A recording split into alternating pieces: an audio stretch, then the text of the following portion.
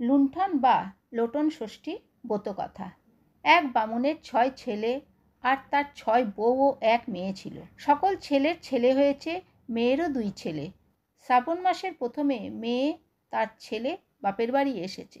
শ্রাবণ মাসের 2-1 দিন থাকতে আবার শ্বশুর বাড়ি চলে যাবে। বামুনের সংসার বেশ সুখের। নাতি নাতনিতে বাড়ি গমগম করছে। পাড়ার সকলেই তাই দেখে হিংসা হতো।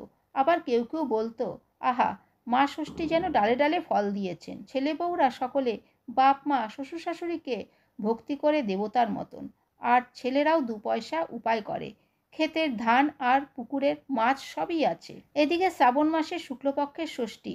বামুনি 6 বউ আর মেয়ে নিয়ে ষষ্ঠীর পুজো করতে বসেছে। সকল প্রকার নৈবেদ্য বাটা 10 রকম ফল জোগাড় করাও হয়েছে। বামুনি প্যাটটা খুলে সোনার লোটন বার করতে গিয়ে দেখলে যে 4টে লোটন রয়েছে, 3টে নেই। তাই দেখে বামনি রাগ করে সকলকে জিজ্ঞাসা করলে। সেই কথা শুনে বড় বউ ছেলের মাথায় হাত দিয়ে দিব্যি করে বললে, সে কি কথা মা, এতদিন যাইনি আর আজ গেল? আমি যদি লোটন নিয়ে থাকি তো 7 ছেলের মাথা খাই। মেয়ে বলল, আমি বাপু বাপের বাড়ি কদিন থাকি, আর কোথায় কি থাকে তাও জানি না। 2 দিন বাদে শ্বশুর বাড়ি চলে যাব। তোমার ঘরের ব্যাপার বড় বৌদি জানে। বামুনি কি আর করে, ক্ষীরের লোটন গড়ে পুজো করলে। বড় বউ মনে মনে মা ষষ্ঠীকে সব জানিয়ে বললে, মা ষষ্ঠী, তুমি তো মা সব শুনলে, ঠাকুরঝি আমার নামে বদনাম করলে, তুমি এর বিচার করো।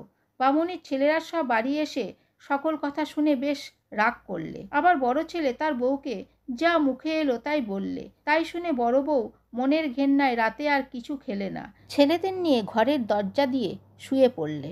সকালে বড় বউ ঘুম থেকে উঠে দরজা খুলে দেখে যে 7টি ছেলে মরে গিয়েছে। তাই দেখে সে কেঁদে উঠল। তার কান্না শুনে বামুনির আর বউয়েরা ও মেয়ে ছুটে এলো। সবাই তো তাই দেখে অবাক। অমনি মেয়ে চেঁচিয়ে বলল, দেখলে বড় বৌদির কাণ্ড, নিজে লোটন চুরি করে সাধু সাজলেন আর মা ষষ্ঠীর সঙ্গে চালাকি করলেন। 7 ছেলের মাথায় হাত দিয়ে দিব্যি করলেন। তার ফল সঙ্গে সঙ্গে ফলল। ননদের কথায় বড় বউ কাঁদতে কাঁদতে বামুনির পা ছুঁয়ে দিব্যি করতে গেল। ননদ বড় বউয়ের হাত ধরে সরিয়ে দিয়ে বললে, আবার কি মাকেও খাবি নাকি? এই কথায় বড় বউয়ের মনে খুব দুঃখ হলো।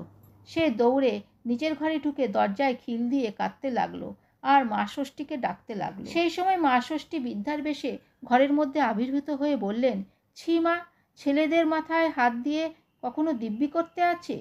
বড় বউ হাপুস নয়নে কাঁদছিল। বৃদ্ধার কথা শুনে চমকে উঠে বললে, মা, ননদ মিছিমিছি আমায় দোষ দিলে, আমার কথায় কেউ বিশ্বাস করলে না, আমি চুরি করিনি।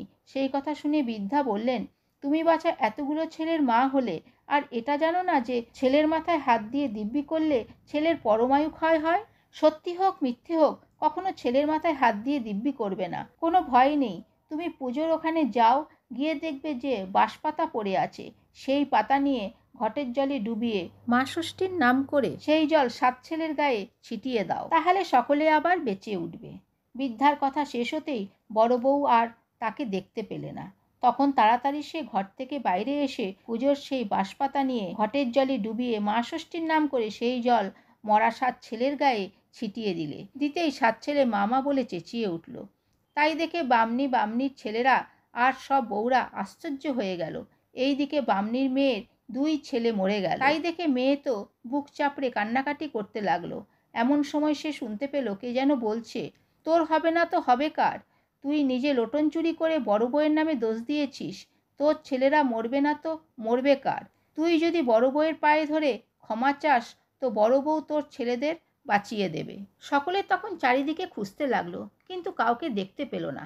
সেই সময় বাড়িতে পাড়ার অনেক মেয়ে ছেলে এসেছে। ননদ বড় বউয়ের পায়ে ধরে ক্ষমা চাইলে আর বামনি, স্বামী, দেওর, পাড়ার বউরা সকলে মিলে বড় বউকে অনেক করে বলতে লাগলো।